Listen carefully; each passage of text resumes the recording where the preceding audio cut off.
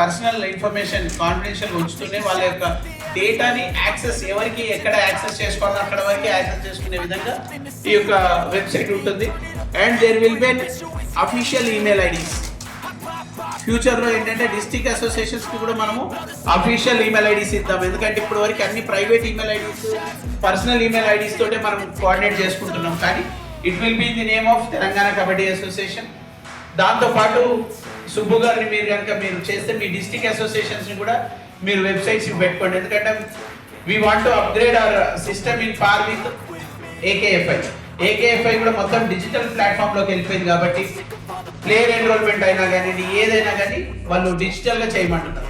So మనము స్టేట్గా మనం చేస్తున్నాం. అది డిస్ట్రిక్ట్ అసోసియేషన్స్ని కూడా అడాప్ట్ చేసుకుంటే అది చాలా ఈజీగా అవుతుంది. అట్ ది సేమ్ టైం వాళ్ళకి ఇన్ఫర్మేషన్ కూడా చాలా రీచ్ అవ్వట్లేదు ప్లేయర్స్కి. చాలా వరకు మనం సమ్మర్ క్యాంప్ పెట్టుకున్నాం, రీచ్ అవ్వలేకపోయింది.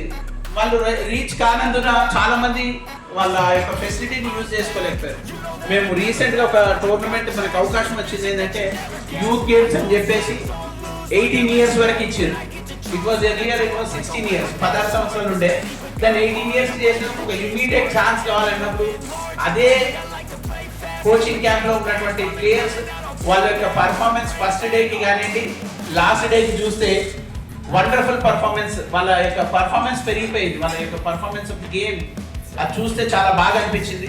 సో దాన్ని దృష్టిలో పెట్టుకొని summer camps every year conduct చేయాలని, అలాగే కొన్ని డెడికేటెడ్ అకాడమీస్ కూడా పెడదాం అనుకుంటున్నాం. ఎందుకంటే రూరల్ ఏరియాస్లో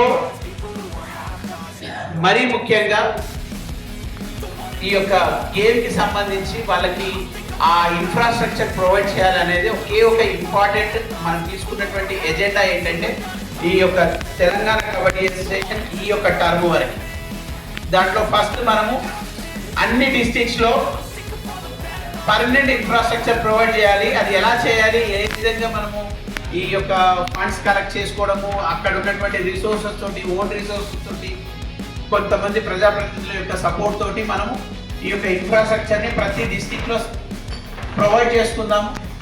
గేమ్ డెవలప్ కావాలి అని అంటే అక్కడ ప్లేయర్స్, అలాగే వాళ్ళకి కోచింగ్ స్టాఫ్ కానివ్వండి, వాళ్ళకి టెక్నిక్స్ కానివ్వండి, వాళ్ళకి బేసిక్ మ్యాథ్స్ కూడా లేవు కొన్ని చోట్ల.